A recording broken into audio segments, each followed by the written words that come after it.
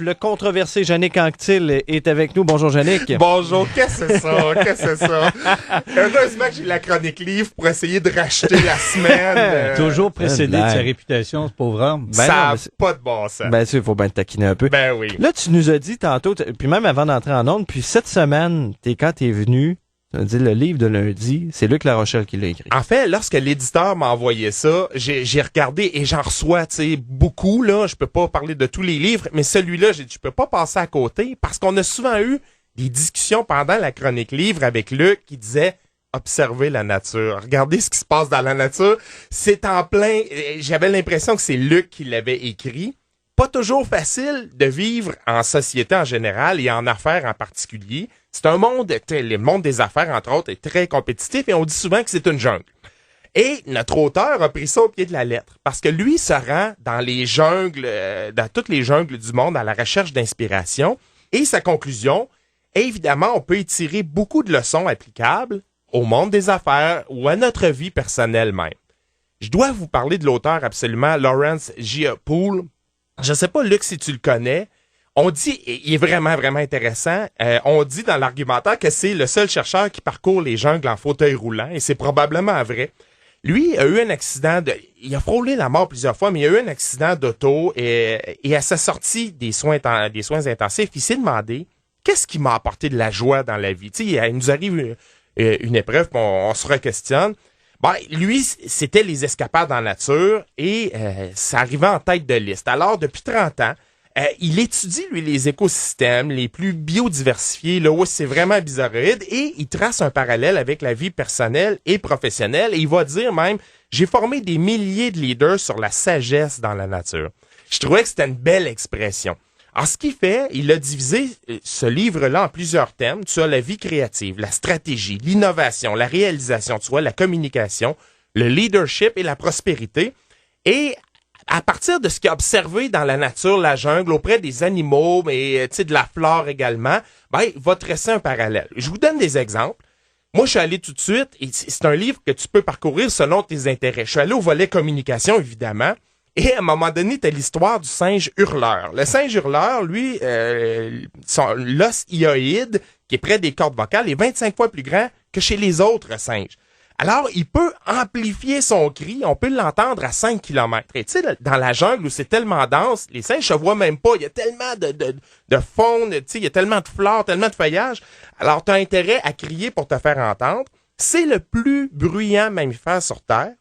Et mais là, le chercheur dit, par contre, il sert de cette puissante voix-là, mais c'est vraiment une mélodie. Et bon, le parallèle avec ça, c'est que dans la vie, si tu veux te faire entendre, c'est bien beau de parler fort, mais il faut que ton message soit quand même intéressant. Et là, il trace un peu, bon, comment faire lorsque vous prenez la parole en public. Alors, j'ai trouvé ça drôle, faut maîtriser la matière, faut avoir des anecdotes, il faut se visualiser, il faut s'entraîner. Il fait cette espèce de parallèle-là. Il y en a sur la prospérité également, où il a vu un arbre qui est baptisé Merlin dans la jungle du Costa Rica. Il aurait 700 ans, cet arbre-là. Les racines d'appui ont 3 mètres de hauteur, mais pourtant, il est à des kilomètres de l'océan Pacifique. Alors, comment il le fait pour traverser les centenaires, tu sais, les siècles, les difficultés, et comment on peut tracer ce parallèle-là? Qu'est-ce qu'on peut aller chercher des leçons de cet arbre-là? Dans tout le chaos, mettons, depuis le crash de 2008, par exemple. Alors, il y a des principes qu'on peut aller chercher. Puiser l'énergie aux mêmes sources que la nature. Utiliser seulement l'énergie dont on a besoin, les ressources dont on a besoin, pas plus. Alors, trace cette espèce de parallèle-là. Il y a 50 histoires comme ça. Alors, il y en a énormément.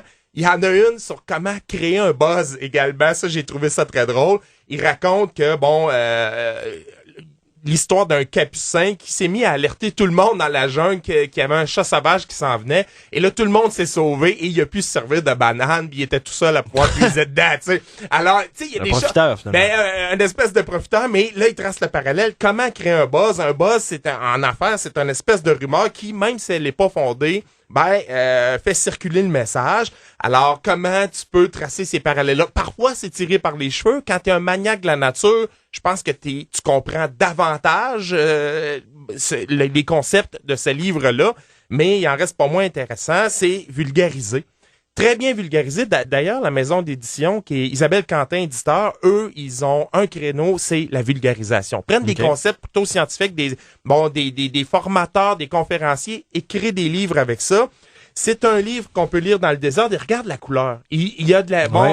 Ça, j'aime bien ça. À un moment donné, tu as des choses soulignées en vert. On parle de nature et tout ça, des choses soulignées en vert. On fait des petits résumés, un peu comme on fait dans les quotidiens maintenant, des résumés d'articles. Alors, ça ressemble beaucoup à les livres universitaires, entre autres, sont bâtis beaucoup de cette façon-là maintenant. Là. C'est vrai, mais c'est grand public, celui-là. Et puis, tu sais, vraiment, vraiment intéressant. Alors, j'ai dit, les gens vont lire ça puis ils vont dire, ah, ben oui, c'est vrai, dans le fond, même quand t'es pas allé beaucoup dans la nature. Ouais, mais quel terme vous avez utilisé tantôt? Vous avez utilisé un terme péjoratif, le mot profiteur.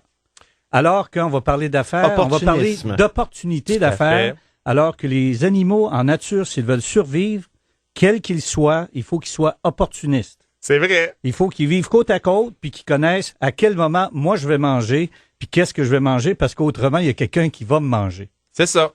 Alors, c'est la loi de la jungle. Alors, la jungle, mais en termes d'opportunisme et de saisir et de savoir se situer dans son environnement autour. C'est juste ça, la nature, là. Oui, tout à fait.